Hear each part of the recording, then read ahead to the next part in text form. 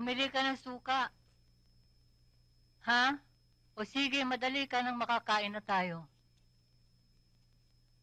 O ayun ang flashlight. Kunin mo.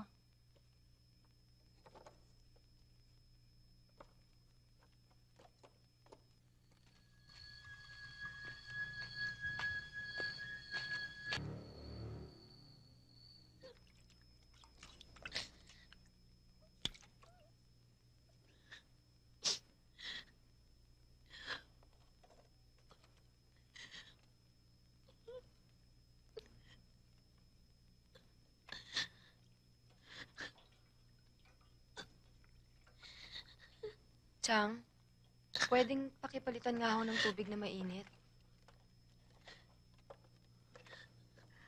Ano ba ang dapat naming gawin, Tininte? Gusto kong mabigyan ng katarungan ang nangyari sa aking anak.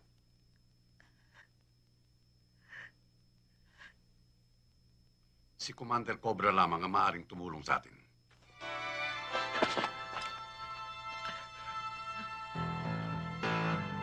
Ang pagsasamantala sa mahihina, lalo pa sa isang babae, ay isang kasalanang hindi ko maaaring palagpasin.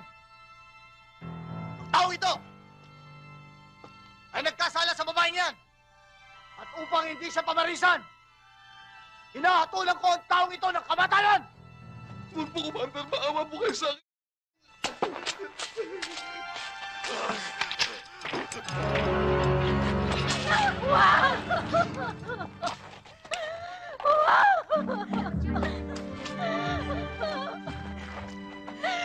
Tama na! Tama na!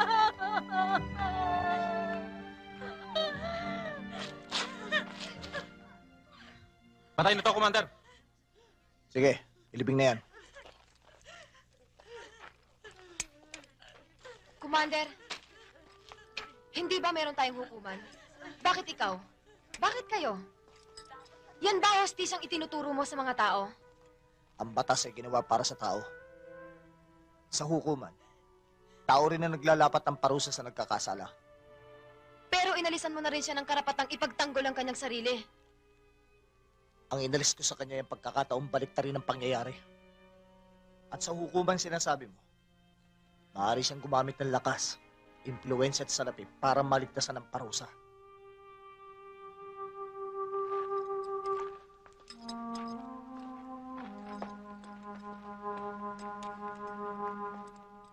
Pipetisyon pa kayo. Hindi pala listahan lang ng inyong mga utang ang mahaba, kundi pati sungay nyo. Nagsasanga-sanga na rin. Konting konsiderasyon lamang po hiningi namin sa inyo, Apo Layog. Anong malay nyo sa konsiderasyon? Palalamunin ba tayo ng sinasabi nyo konsiderasyon? Yun nga ho ang problema eh. Kami ang naghihirap. Kayo ang nagpapasasa. Mga patay gutom! Umalis na kayo! Hindi ko maibibigay ang mga hinihiling nyo!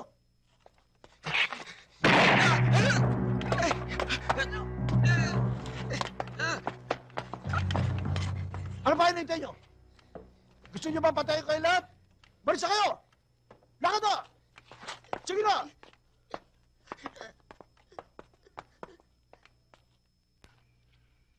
Nanganganib ang buhay ng mga kamag-anakan ni Pilo dahil sa nangyari sa kanila. Nagbabalak silang gumanti. Pero ano magagawa nila? Puro armado ang mga tauhan ni Apo Layog. Akala ko ba kinumpis ka na ng militar? Ang mga armas nila?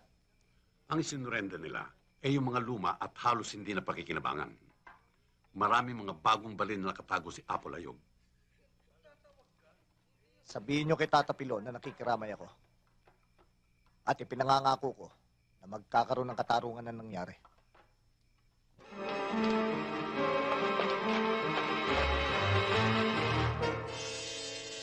Pilo, try mo.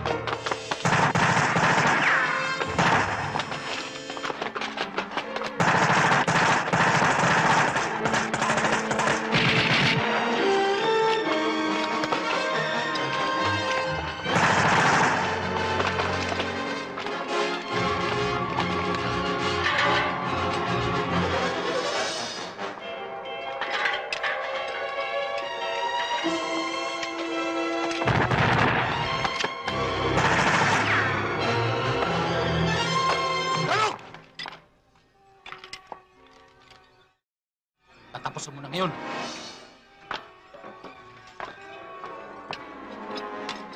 Bakit? Anong kasalanan ko sa inyo? Sa amin wala layo. Ang kinakatawan namin ngayon ay ang mga magsasakang inagawan mo ng lupa. Mga taong sinaktan mo at ang mga taong pinapatay mo dahil hindi sila makabayad ng mga utang nila sa'yo. Huwag!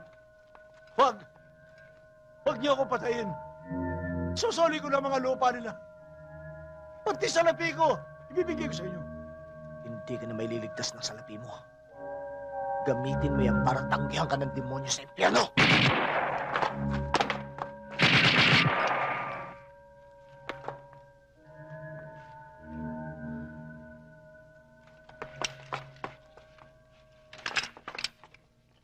Ay, mga armas, baba rito. Dali. Sige.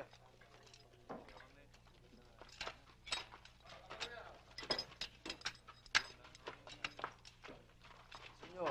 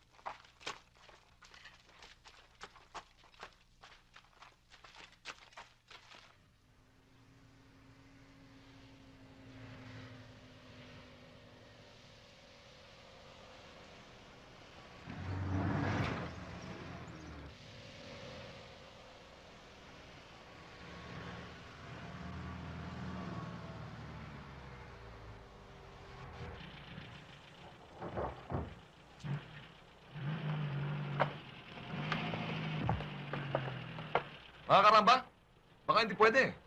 Pwede, abante.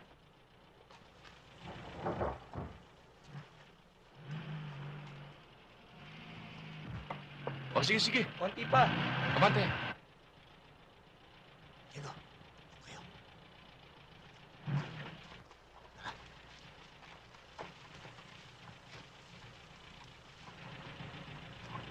O, dahan.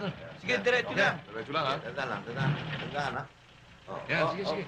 Tandaan. Oo, dali. Atras na konti. Huwag. Ay, naku. Dali. Yan, ano ba? Sige. Tandaan. Yan. Tandaan.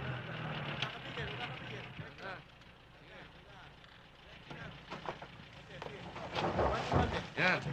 Tandaan. Sige lang. Diretso lang, ha? Diretso, huwag. Yan. Sige. Okay. Ano, makakaya pa ba? Kabing sa kaliwa. Medyo na yan. Sige, kabing sa kaliwa. Sige, diretso. Tandaan. Yan, tama yan. Okay.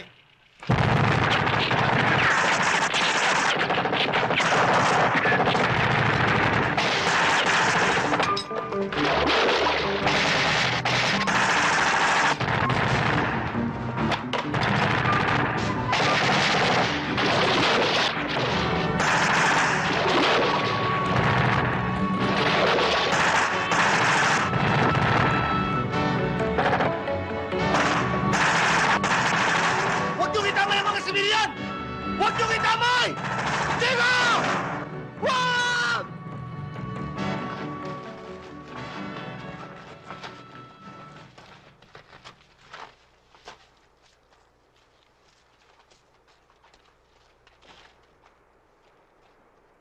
Hindi dapat dinamay ang mga sibilyan! Sino mang kasama ng militar? Ay kalaban! Pati mga kabataan!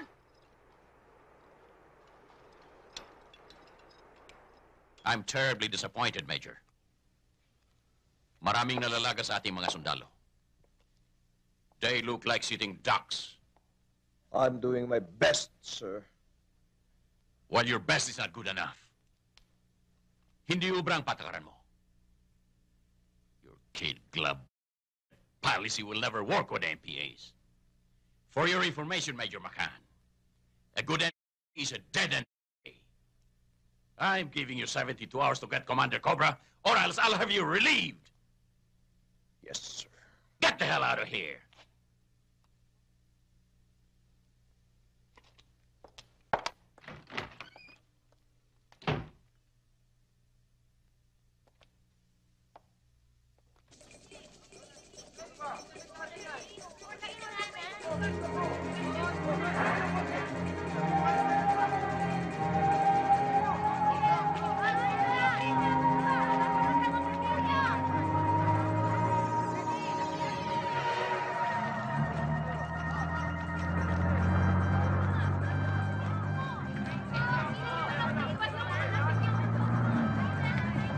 Sige, bilisan nyo! Makita kayo! Paano kami magkakasip? Puno na! Huwag kayo magalala, babalikan namin kayo! Sige, sige na! Sige!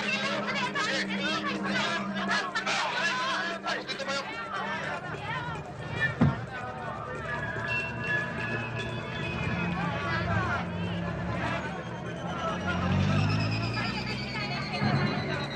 Ano ba naman ito, Diyos ko? Parang panahon na naman ang hapon ito.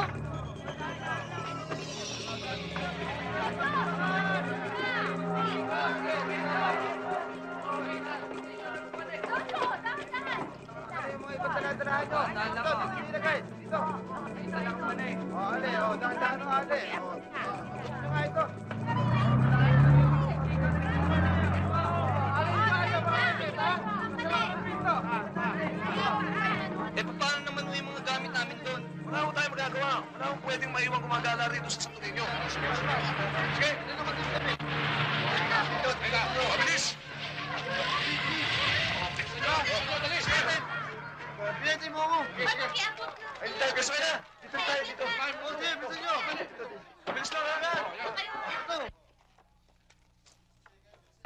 Pasensya na kayo, Tininte. Kailangan gawin natin to para magsibaba ng bundok ng mga rebelding yan. Konti bilis lang. Sige, bilis ng konti. Major, hindi ko pa rin humaintindihan kung bakit kailangang ilikas pa ang mga taga Santo Niño. Well, kung wala na sila mahihinga ng tulong, katulad ng pagkain at ibang pangangailangan, hindi mapipilitan silang bumaba ng bundok na kanilang pinagtataguan. Eh, paano, Major?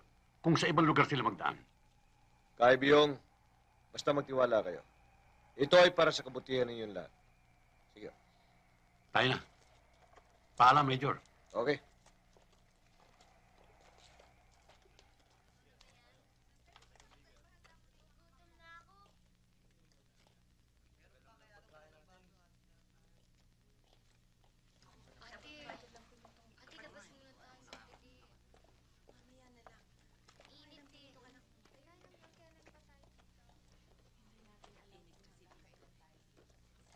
Mamamatay ang aming mga tanim.